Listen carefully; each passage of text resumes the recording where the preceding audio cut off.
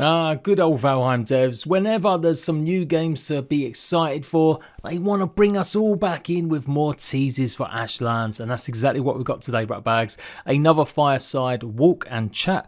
Devs did this on their official channels. I'm going to play the whole video, but I do want to go over the key bits of gameplay they showed off to do with Ashlands and talk about what they've said. As always, never leaving Valheim behind. Let's go with the latest news. So the dev blog starts off with some screenshots and just a little bit of blurb about some locations like this temple. Apparently offering some temporary respite from the dangers of the Ashlands. Hopefully you can go there to pray that you're not about to get cindered to death by some Terminator looking skeletons. This is the spawner for their new creature Twitchers, which are apparently more annoying than Grey Dwarves. They speak about this in the interview. I'm not too sure this is something you want to be promoting as a good thing, guys. But you might literally have to take these out, otherwise you are going to have to deal with Twitchers, which we'll see in a minute, much more often. And then the Fallen Valkyrie, how last time in their last dev blog they spoke about it being a challenge to implement and make it feel good, but they're really happy with it right now. They really feel like it's in a good spot and they're really proud of it. So you go and check out the dev blog for yourself. I will leave the link down below if you want to have a little read, but that's pretty much the bones of it. On to the really juicy stuff. Here's the Twitchers in action. They certainly are living up to their name. And it does look like this is kind of the finished Ashlands right now. We got to see a lot more in the interview where they're just walking around. It's definitely different from last time, or what it is right now. And then we see the T8-100s, I do believe. The Terminator kind of base skeletons. They'll just keep coming at you no matter what. These are all part of the Charred brand new enemies. And here's the spawner in action for the tweakers.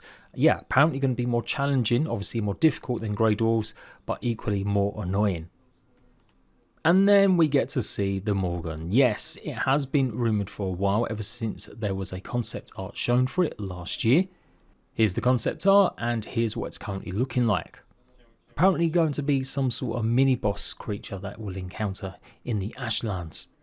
It was Robin and Jonathan joining Monty talking about the challenges, and they spoke about different kinds of platforms that they were thinking about having, where effectively we're going to be trying to get Flametal. Flametal now is going to be in the lava and it's going to be a challenge getting it. But of course the Fallen Valkyrie is absolutely stunning. Honestly, the amount of detail that goes into the things like the Twitchers and the way they move, and just the amount of modelling work on this guy, it's just really blowing me away how fantastic it looks. Swooping in from the skies is going to be absolute chaos if one of these come down on us as we're exploring, trying to survive. Definitely going to be making use of them temples if we're lucky enough to spot one. The lightning in the background, the storms as well, looks epic. They do talk a lot about sieges and how the original creator of Valheim was kind of up for the idea of adding something, which was a surprise, and they just went with it. So all in all, I love this approach. I think it's the right thing to do. If you haven't got updates coming in as regular, it's nice to show people what's coming rather than maybe wait too long and get impatient that things aren't happening. At least we're seeing development happen. We know what's coming in and we know what hard work's going into it. They've had so many passes over things, even just like the platforms, trying to decide what kind of size and shape and still trying to decide what they are now. And you'll see that more in the video. It's great stuff. It is a busy time at the moment, so I don't mind that Ashlands isn't actually arriving. We do know it's going to be arriving in the first half of the year, but with so many other games out at the moment, I don't think anyone's going to be too sad about getting some nice teases, and hopefully, yeah, this update will be arriving and it will knock everyone's socks off. So, to help keep promoting it as well, I'm going to leave the rest of the dev blog, or you can go check it out for yourself and give them the view. Don't worry, they won't mind if you watch it here though, we are friends. In fact, I'm working on getting them for a little chat with me very, very soon, probably next week at some point. I'm going to be talking about all sorts of stuff, being Swedish, being a game dev, and maybe a tiny bit about Valheim. Welcome back to our Walkin Talks. I'm Josephine, and I'm here with my colleagues Robin. Hello. And Jonathan. Hello again. To have a little chat about Valheim and Ashlands development. This is part 2 of the series, so if you haven't watched the first video already, go and do that first. But now let's get to it. I want to talk a little bit about what we have shown off so far. We've shown some creatures and some parts of the environment, so how did they all come into being? Which ones? What are we talking about exactly? What of the creatures that we have shown, do you have a favorite? Yes.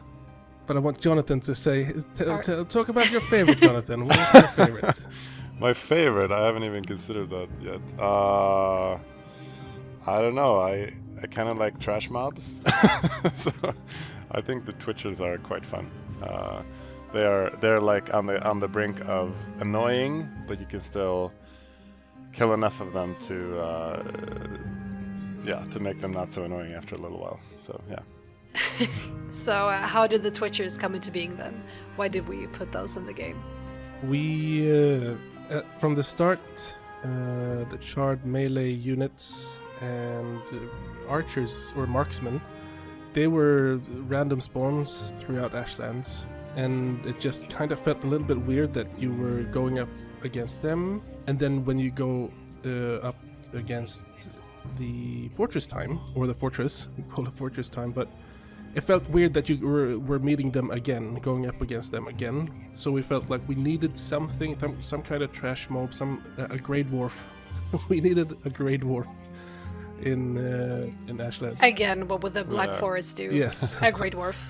But this time, I think Twitchers are insanely more difficult than Grey Dwarfs, and more irritating than Grey Dwarfs. I think that's. I just was gonna say. I think that's why I like them. Like I like games that are like on the brink of irritatingly hard, but you can still manage to learn how to kill them, and then you can overcome the game somehow. So one thing that is a little bit different is that you have the Twitcher spawners. They're pretty. There are many of them everywhere. So it's a little bit. You have to go forward a little bit slowly and try to get those spawners in order to just cover some ground. But then the added bonus, you get the Morgen. Have we shown the Morgen? We've shown concept art of the Morgen. We've shown. Yes, we have. All right, good, awesome. I have no clue what we have shown and what we've not shown. So this will be a very spoilery talk, probably. Probably, maybe. No, it's my job to make sure you don't. Good, awesome. But my favorite creature is the Morgen. I think that one it's fun to play against. It feels like a mini boss, and it has some fun. It has some fun mechanics. It hurts a lot. Can we mention the thing that happened when we were playtesting was it 2 weeks ago in the wall? I think that was like one of the coolest moments we had playtesting for quite a while. Oh, we could. The thing is that we haven't talked about specifically that creature. Oh we haven't shown. Oh, Okay, yeah, I know the one, but let's let's not keep it. mention that, and let's just make this one a very juicy bit of gossip for people to fear. Yeah. We had fun. That's the important part. So there's a chance that you might have fun if you play Ashland. Content warning, fun possible. Yeah, fun has Also- been confirmed. The fun line. If you just go past it, you get to the frustration line. So there's a fine line between fun and frustration in Ashlands. Hopefully, it's going to be on the fun side. Ashland puts the fun in funstration. No. Yes. That's not how it's spelled. But I think the Valkyrie is another. The Fallen Valkyrie is something we've been talking about since way Yeah, back. you mentioned in the last episode that it did not turn out the way it was gonna be originally, that it's gone through a lot of iterations to finally feel good. It's gone through so many stages, but it's at a stage where I feel that it's really good. It has a purpose, and it has a place in the roster of enemies. Many times when we're creating all these enemies, you have to sit down and think about what kind of position or kind of role they play together, because many times you'll get all these creatures joining up and trying to get you, and I feel like we've found how the Fallen Valkyrie is supposed to be. There was one moment there where we were actually going to just delete it. Yeah, and visually, I think it looks so much. But I mean, it really just like the past week or so, they've made some really nice additions to how it looks. I think Yeah, people are the gonna VFX like it. for that one is a real game changer. Yeah, Andreas agrees. Oh, God. No, he doesn't. But that's fine. Yeah. But that's some creatures, but we also have the rest of the environment. Like, why does the Ashland look the way it does? We have the weather, the locations, the buildings. Is there anything there you want to talk a little bit about? I think Ashlands could have been so much, and I think if you look at how it looked back in before it became what it is now. The big difference is that it's a lot more ash. It's not called the Lava Lands. It's not called Volcano Country. So you have to play with a little bit with the name and try to find it, like the identity of it. But I think we're at a stage where it feels good. I think it's a very versatile biome, but it all depends on where you are in Ashlands, I guess. But it wasn't easy trying to find or get to where it is right now. It's been a difficult road just trying to create everything. We've had so many assets in the game, so many assets that's not being used, many assets that are just been thrown out because it feels redundant, because it feels too much, because it doesn't feel like Valheim. I think it's been one of those cases where, like, if you say art is never done, only abandoned, I think there's been so many, like, it could have been done like 5 iterations ago, but it's so much better now than it was then. So it seems like every time somebody makes a pass, it's like, oh, we need a little more of this, we need to go over this a bit more. It actually gets a lot better. So I think we've made a lot of progress, and visually it's really been kind of a journey in this case. We're not like going from this is how it's supposed to look and bam, there it is. It's been more like trying a lot of different stuff out, finding something that works. I think like I've said before, we don't really work with art passes on stuff. We work very organically and iteratively when going forward. So with that said, we don't actually block out stuff and then do an art pass on it, like level design, and just do an art pass. Like, we try to finish stuff, put it into the game and see if it fits, and try to tweak and work around it and see what needs to stay or not. Just today I was working on a rock platform for the flame metal. Can I talk about the flame metal? Yeah, people know about flame metal. Flame metal is already like in the game since before. It's just been not used. Yeah, so we can talk about it. Great. So you have to get the flame metal. Can I talk about how you get the flame metal? What can I talk about? Just go. I think you can talk a bit about how to get the flame metal. Yeah. Okay, so one thing that is going to be...